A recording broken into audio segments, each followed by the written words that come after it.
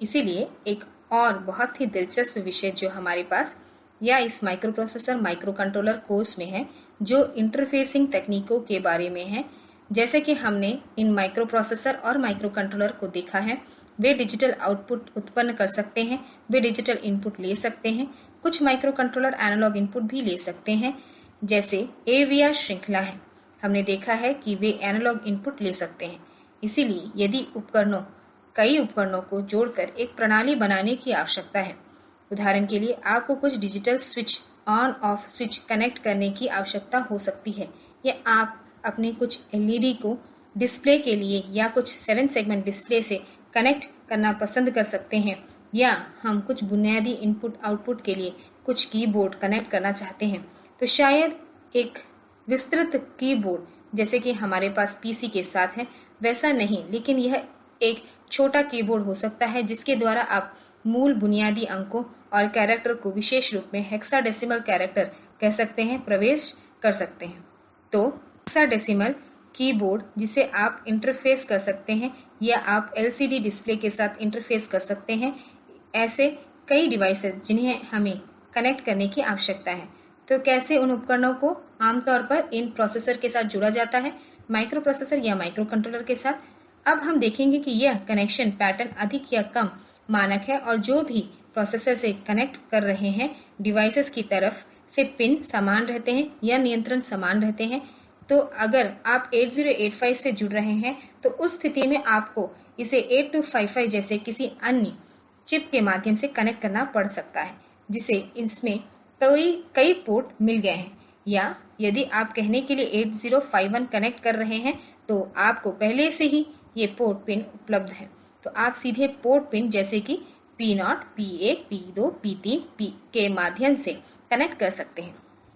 तो वे सभी port pins वहां उपलब्ध हैं, या AVR माइक्रोकंट्रोलर PIC माइक्रोकंट्रोलर हैं, उनमें हमें वे पिन उपलब्ध हैं। तो हम उन पिनों के माध्यम से जुड़ सकते हैं। इसलिए हमारी चर्चा को सरल बनाने के लिए 8085 के साथ इसके उदाहरणों पर विचार नहीं किया जाएगा।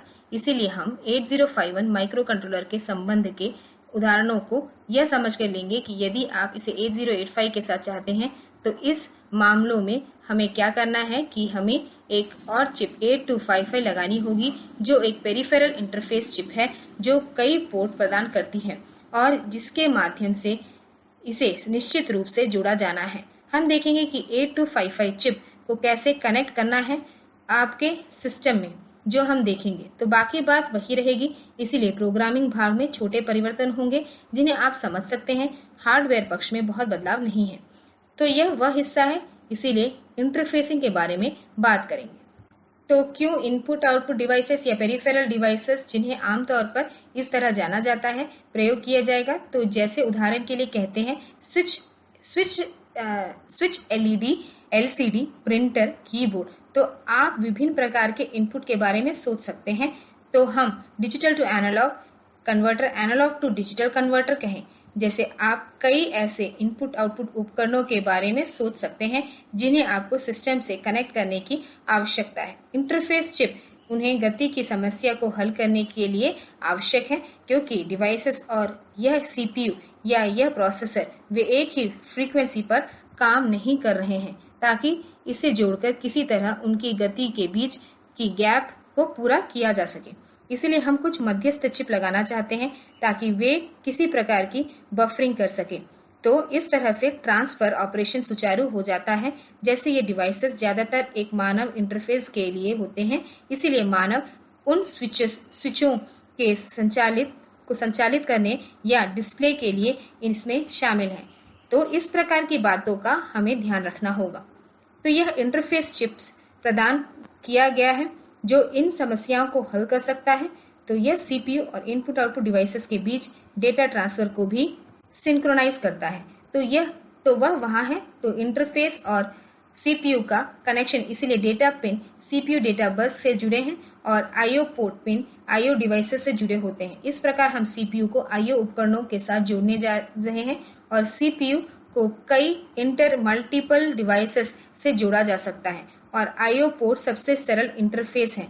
आईओ पोर्ट सरल पोर्ट बिट्स हैं। जैसे कहें कि हमारे पास इस तरह की स्थिति हो सकती है कि हमें यह सीपीयू मिल गया है और फिर सीपीयू को सीधे इस संख्या की पोर्ट मिल गई है।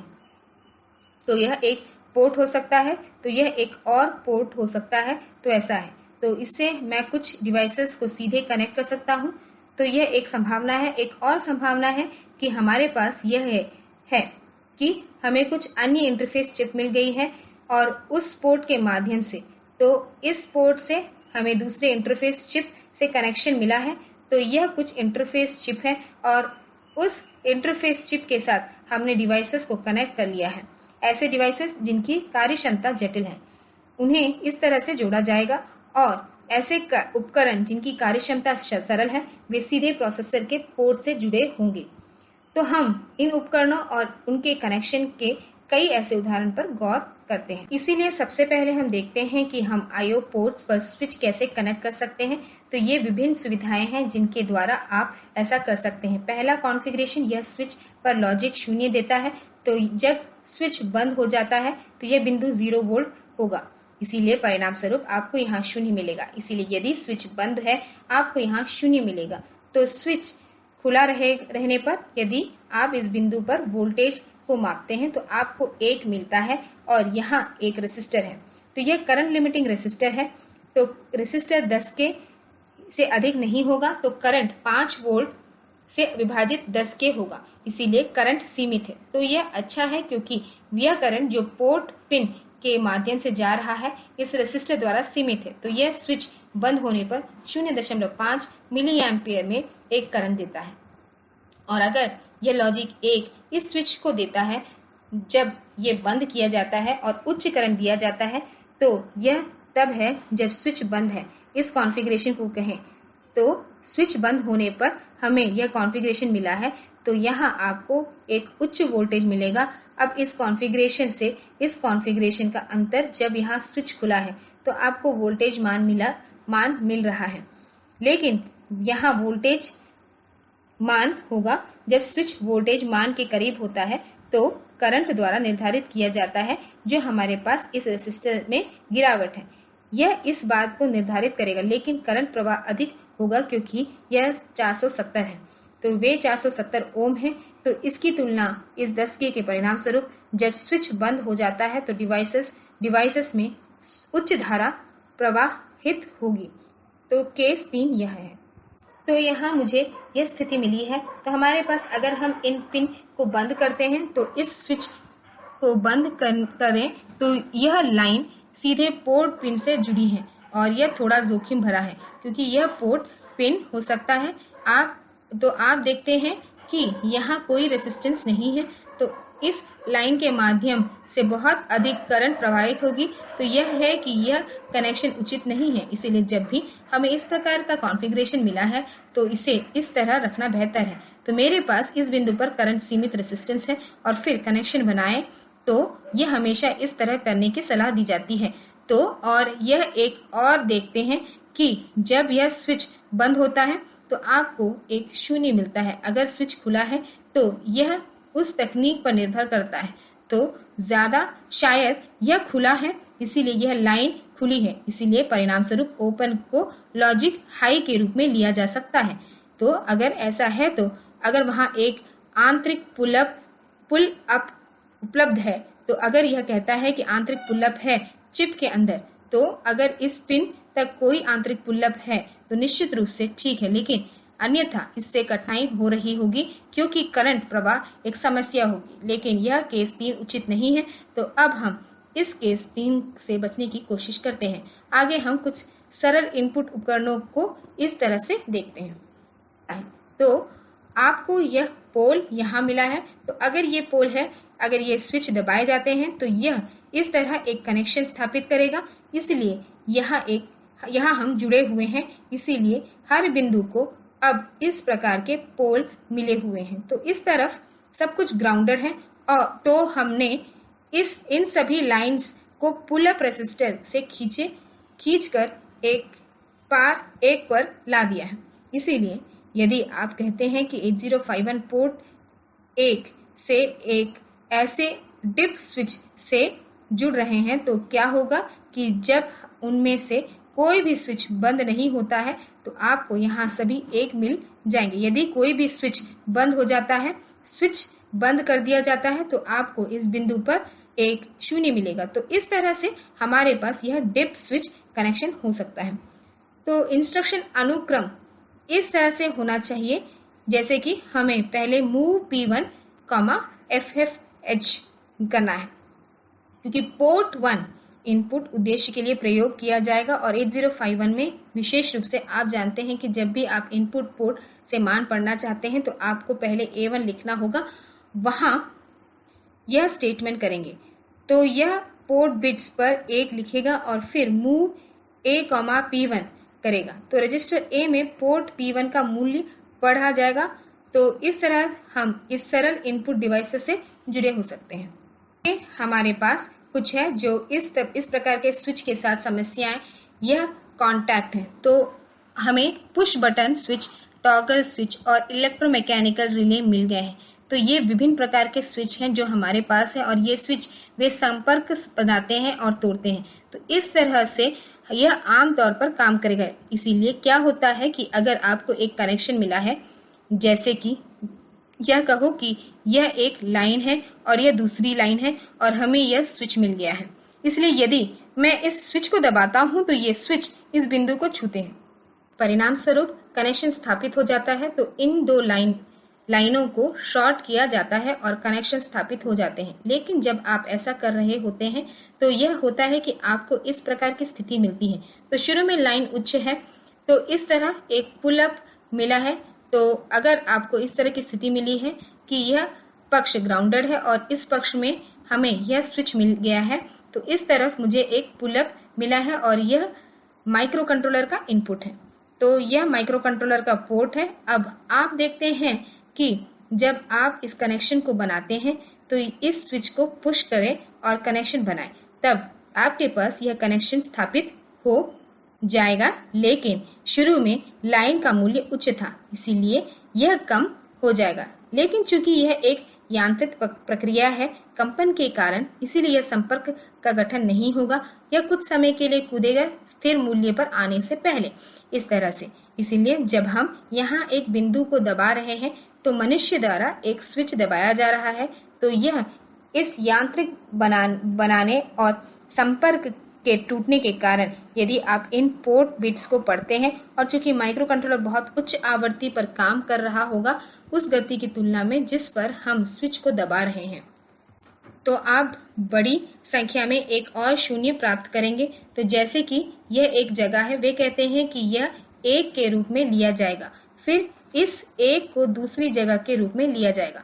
तो जैसे कि स्विच को कई बार दबाया गया है तो जो सही नहीं है, तो इसे कांटेक्ट बाउंस कहा जाता है, या स्विच में इसे स्विच बाउंस कहा जाता है। इसलिए यदि हम पोर्ट को कनेक्ट करने के बजाय ऐसा हम कहते हैं कि इसके लिए ट्रिगर इंटरप्ट का उपयोग कर रहे हैं, तो यह वास्तव में प्रोसेसर के INT 0 पिन से जुड़ा है। तो प्रोसेसर का INT 0 पिन जो कि H ट्रिगर है, तो यह उच्च से निम्न संक्रमण है जो इंटरप्ट को प्रभावित करेगा, यह प्रोसेसर द्वारा एक्नॉलेज किए जाने के लिए। तो इन सभी बिंदुओं को अलग अलग इंटरप्ट के रूप में लिया जाएगा, जैसा कि यह एक, इसलिए उन्हें अलग अलग इंटरप्ट के रूप में लिया जाएगा जो कि भ्रामक है। इसलिए कई बार इंटरप्ट सर्विस रूटीन का आह्वान होगा, इसलिए हम चाहते हैं कि इसे केवल एक बार लागू किया जाए। तो इसे कैसे हल किया जाए? एक संभावना हार्डवेयर समाधान है। हार्डवेयर समाधान क्या है? तो यह आरसी हमने एक रेजिस्टेंस रखा है और इतना सब वहां देखा है। इसलिए अगर हम इस कैपेसिटर कनेक्शन के बारे में भूल जाते हैं, हमने अपने पिछले आरेख में यहां तक देखा है। अब हम यहां कैपेसिटर लगाते हैं, तो अगर यह स्विच दबाया नहीं जाता है तो यह कैपेसिटर चार्ज किया जाएगा और आपको यहां 1 मिलेगा। लेकिन जब यह होता है, जब इस स्विच को दबाया जाता है तो यह कैपेसिटर डिस्चार्ज हो जाएगा और आपको धीरे धीरे मिलेगा। तो इस कैपेसिटर को डिस्चार्ज किया जाएगा और फिर निर्भर करेगा इस आरसी मूल्यों पर, तो यह कैपेसिटर फिर से धीरे धीरे चार्ज होगा।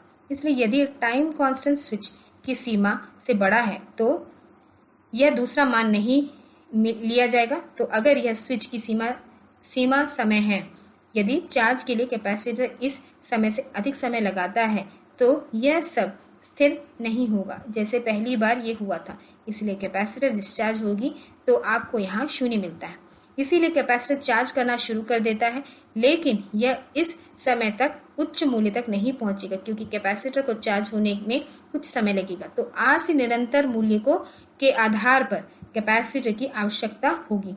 तो इसे चार्ज होने में कुछ समय लगेगा, लेकिन यह चार्ज जल्दी नहीं कर पाएगा क्योंकि कांटेक्ट बाउंड की तुलना में RC टाइम कांस्टेंट बहुत अधिक है। तो इस तरह से हम बाउंसिंग चीज़ या बाउंसिंग गतिविधि से बच सकते हैं। एक और समाधान जो सॉफ्टवेयर समाधान है, जो हम क्या करते हैं, हम स्विच के नए स्टेट n टाइम को पढ़ते हैं। तो शायद n 2 के बराबर कम से कम है, ठीक। तो हम क्या करते हैं, हम पता लगाते हैं कि एक की दबाई गई है, तो तदनुसार आपको पोर्ट बिट पर 0 मिला है।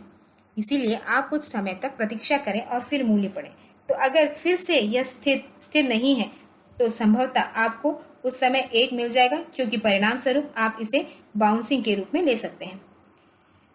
तो अगर आपको 0 मिलता है, इसका मतलब है आप उस बाउंसिंग क्षेत्र को पार कर चुके हैं। इसलिए पहली बार हमने की को पढ़ा, तो यह मूल रूप से यहाँ है। तो पता है कि विशिष्ट बाउंसिंग समय क्या है। तो विशिष्ट बाउंसिंग समय 10 मिलीसेकंड कहा जा सकता है। तो 10 मिलीसेकंड के बाद फिर से स्विच का मूल्य पढ़ें। इसलिए अगर मुझे अब पोर्ट बिट का मान मिलता है, तो यहाँ भी अगर मुझे 0 मान मिलता है, इसका मतलब है की दबाई गई है। और अगर यह सिर्फ कुछ फ्लिकर नॉइज़ वगैरह है, तो की को वास्तव में नहीं दबाई गया है, यह सिर्फ कुछ कंपन के कारण आया था, तब यह यहाँ 0 पर नहीं आएगा। तो यह कुछ समय बाद उच्च मान हो जाएगा। इसलिए जब आप कुछ देरी के बाद पढ़ते हैं, तो आपको वहां उच्च मान मिलेगा, दो आपको यह कम नहीं मिलेगा।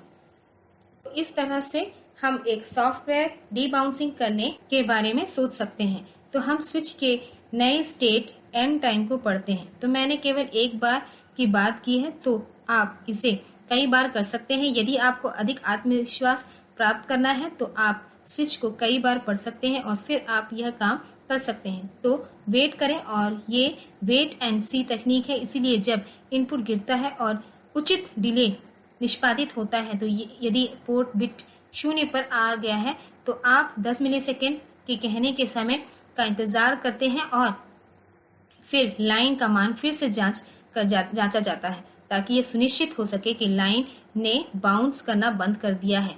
तो इस तरह से हम डीबाउंसिंग को देखभाल कर सकते हैं की के बाउंसिंग की, और ये डीबाउंसिंग समाधान है।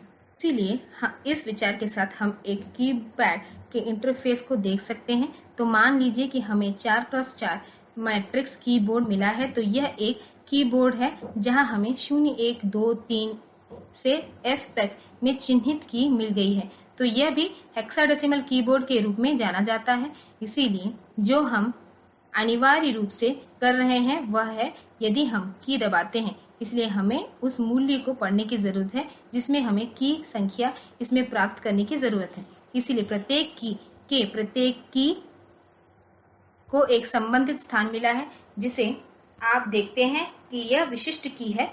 तो अगर मैं रो को नाम देता हूं, तो इसे रो 0 रो 1 रो 2 रो 3 में कहा जाता है, और यह कॉलम 0 कॉलम 1 कॉलम 2 कॉलम 3 है। इसलिए यह हर की को उन रो इंडेक्स और कॉलम इंडेक्स के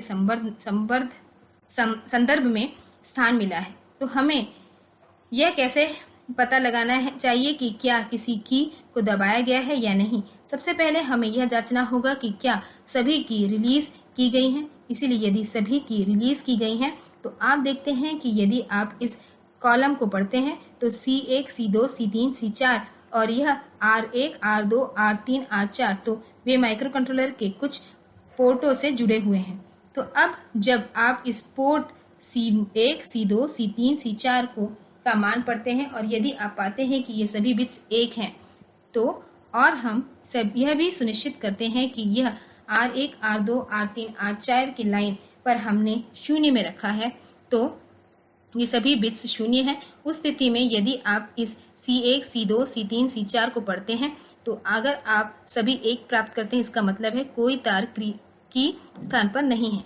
तो यदि किसी की को दबाया जाता है, तो मान लें कि यदि 9 की दबाया गया है तो 2 बिट 0 है, इसलिए यदि 9 की दबाया जाता है तो इस बिंदु का मान 0 हो जाता है। परिणामस्वरूप बिट C3 पर आपको 0 मिलेगा। इस तरह हम इस रो और कॉलम का ध्यान रख सकते हैं, इसलिए हम यह पहचान सकते हैं कि क्या सभी की वास्तव में रिलीज की गई है। इसलिए हम यहां सभी को 0 डालते हैं और फिर इस C1 C2 C3 C4 को पढ़ते हैं। अगर मुझे सभी बिट्स 1 के बराबर मिलते हैं, इसका मतलब है कोई की दबाया नहीं गया है। उसके बाद हम R1 पोर्ट पर 0 डालते हैं। इसलिए अब हमें यह कहना होगा कि कुछ समय के बाद हमें यह जांचना होगा कि क्या कुछ की दबाया गया है। यदि कोई की दबाया गया है तो सबसे पहले हम रो 1 की जांच करते हैं। इसलिए R1 हम जांच रहे हैं। तो यहाँ आप देखते हैं कि हम यहाँ 0 डालेंगे और यह R2 R3 R4 पर हम 1 डालेंगे। तो यह R2 R3 R4 तो ये 1 है। इसलिए भले ही इन की को दबाया जाए, इनमें से किसी भी की को दबाया जाए, हम इसे अब नहीं समझेंगे। इसलिए हम C2 C3 C4 पर जाएंगे, लेकिन यह 0 है। अगर इनमें से कोई भी की C D E या F दबाया गया है तो संबंधित बिट 0 हो जाएगा। इसलिए यदि देखें कि की C दबाया गया है तो आपको यह बिट C4 0 के बराबर होगा। यदि D दबाया गया है तो आपको की बिट C3 0 के बराबर मिलेगा। तो उस तरह से जिसे वह दबाएगा, आपको संबंधित चीज 0 मिल जाएगी।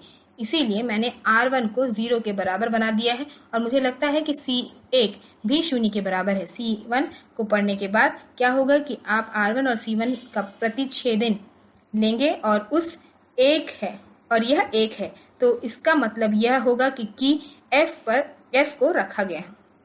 इसलिए इस 0 को R1 पोर्ट पर रखने के बाद हम पोर्ट को पढ़ते हैं और यदि 0 बिट है तो कॉलम रो प्रतिच्छेदन बटन दबाया गया है। तो यह वह रो और कॉलम प्रतिच्छेदन है जिस बटन को दबाया गया है। अगर नहीं तो मुझे पता चलता है कि सभी बिट्स केवल 1 ही है, तो हमारे रो 1 के भीतर कुछ भी दबाया नहीं गया है। तो हम दूसरी रो को जांचने का प्रयास करते हैं। तो अब हम R2 को 0 के बराबर और R3 R1 R4 को 1 के बराबर रखते हैं, तो R2 को 0 के बराबर डालते हैं। तो अब उसी तर्क में मैं इस की 8 9 A और B की जांच कर सकता हूं, और यदि उन की में से कोई भी दबाया गया है तो तदनुसार यह bit C1 C2 C3 C4 के बराबर 0 के बराबर हो जाएगा और हम निर्धारित कर सकते हैं कि की रखी गई है।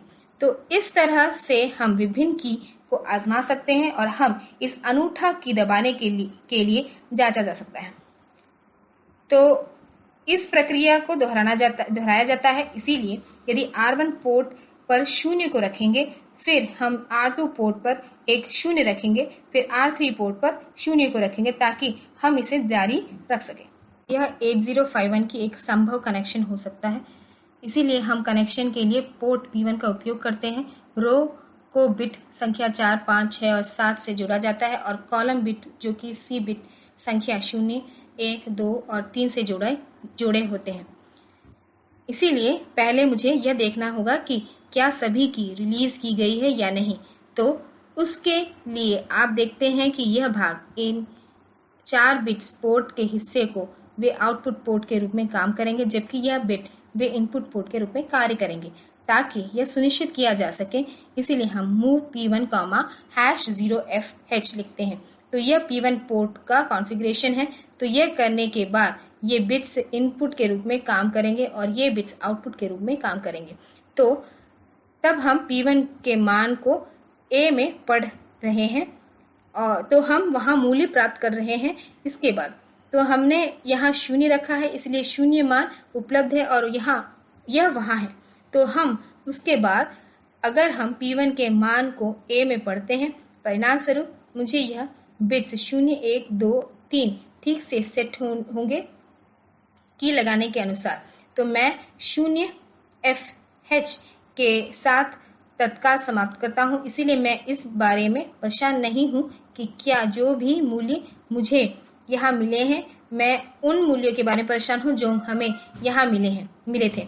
इसलिए यदि मैं 0f के साथ तत्काल एक अंत करता हूं तो यह हिस्सा आ जाएगा और ऊपरी हिस्से की उपेक्षा की जाएगी। फिर हम 0fh के साथ तुलना करेंगे इसलिए इस 0fh के साथ इसकी तुलना करेंगे इसलिए इसकी तुलना उसी के साथ की जाएगी और यदि यह 0 के बराबर नहीं है यदि रजिस्टर में पढ़ा गया मान 0f के बराबर न हो तो यह रिलीज के लिए फिर से जम्प करेगा। तो फिर से यह यहाँ 0 और f यहाँ डाल रहा है और फिर यह पोर्ट P1 के मूल्य को एक रजिस्टर में पढ़ेगा। तो इस तरह से यह पहला भाग यह जांच करेगा कि सभी कीय ऑपरेशन के विशेष कार्यक्रम से रिलीज की गई हैं। इसलिए वे वास्तव में ये व्यक्तिगत पोर्ट्स का चयन करेंगे बिट 4 5 6 और 7 में एक 0 और बाकी चीजों में 1 के मूल्य के रूप में रखा गया है और फिर यह जांच होगी कि क्या किसी कीय में कर्सर को दबाया गया है उस विशेष रौ के संगत कॉलम में।